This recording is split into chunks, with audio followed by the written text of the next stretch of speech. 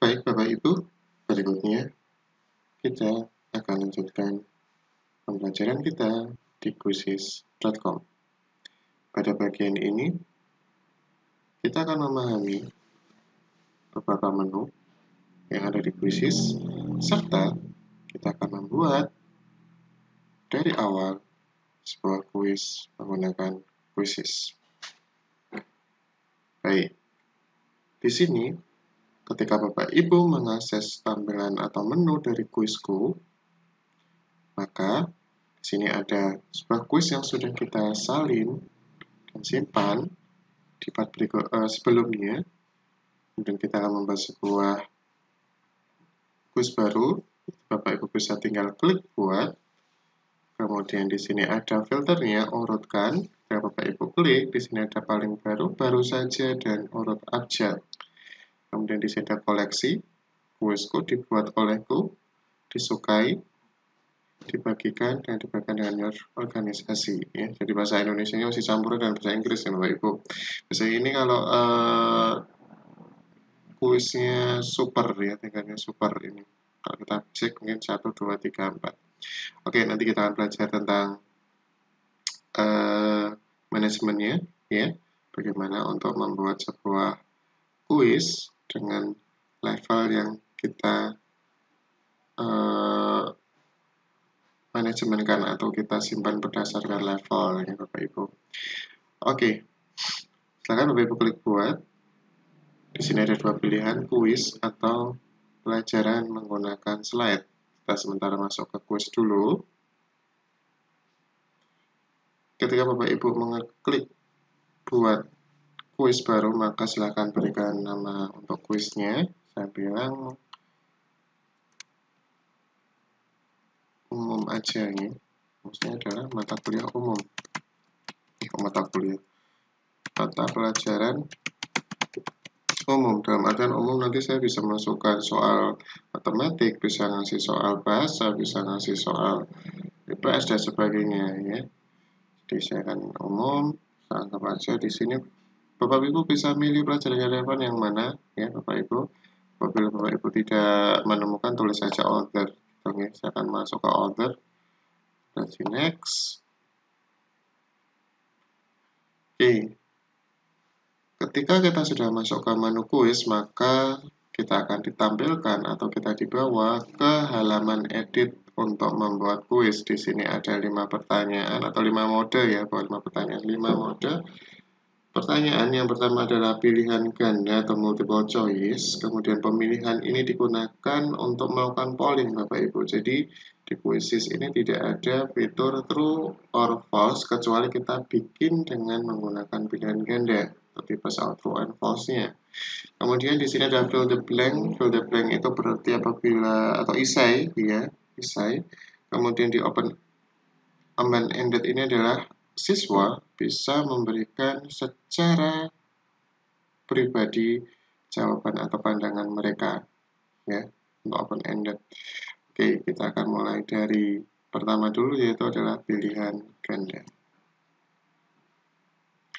Ketika Bapak Ibu melakukan klik pilihan ganda, Bapak Ibu ditarik ke menu edit pilihan ya. Di sini ada gambar, audio, dan video, tapi sayang sekali Bapak Ibu untuk akun basic kita tidak bisa melakukan insert audio ya, akan muncul seperti ini ataupun insert video.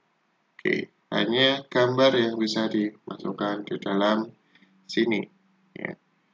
Kemudian di sini ada sistem persamaan apabila Bapak Ibu mau membuat soal berbasis matematik ya. Seperti yang sudah ada di pas sebelumnya ketika saya melakukan editing di kelas matematika tadi ya, nanti akan kita coba di sini bikin soal matematik juga. Di sini ada orang Yunani ya, berarti simbol-simbol alfa, beta, gamma dan sebagainya. Kemudian ada yang canggih. Ini union itu nih Bapak Ibu ya.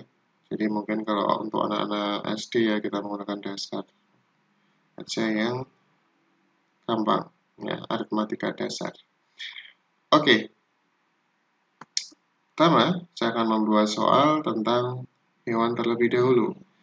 Di sini saya menggunakan gambar dari internet, jadi tidak membuat gambar sendiri. Mungkin nanti ketika workshop saya sertakan gambar-gambar yang saya carikan yang lucu-lucu. Mungkin gitu Bapak Ibu bisa menambah referensi Bapak Ibu dalam membuat soal.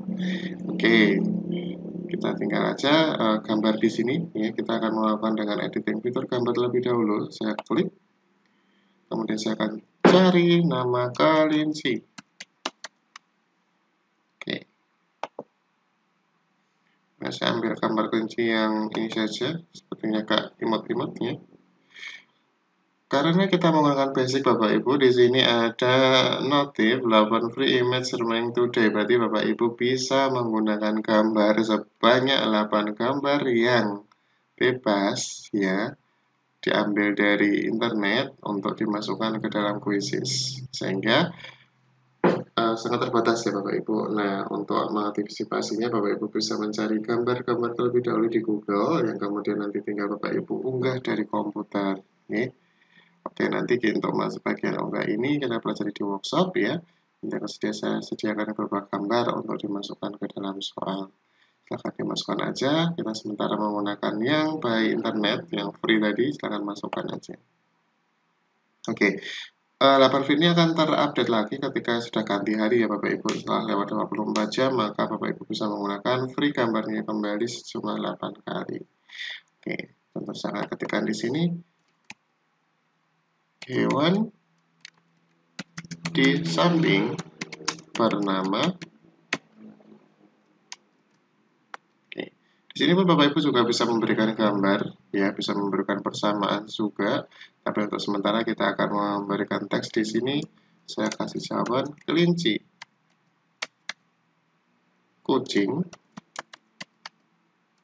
sapi, dan komodo. Oke.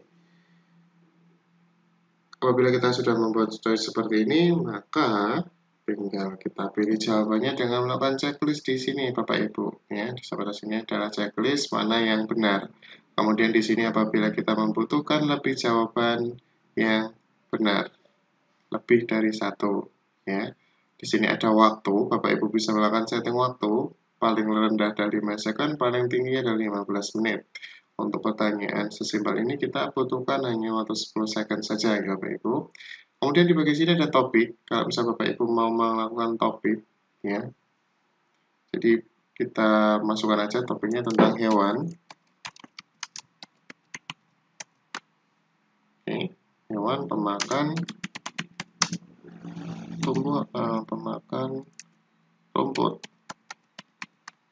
Kita simpan saja di sini. Oke, kita sudah melakukan topik.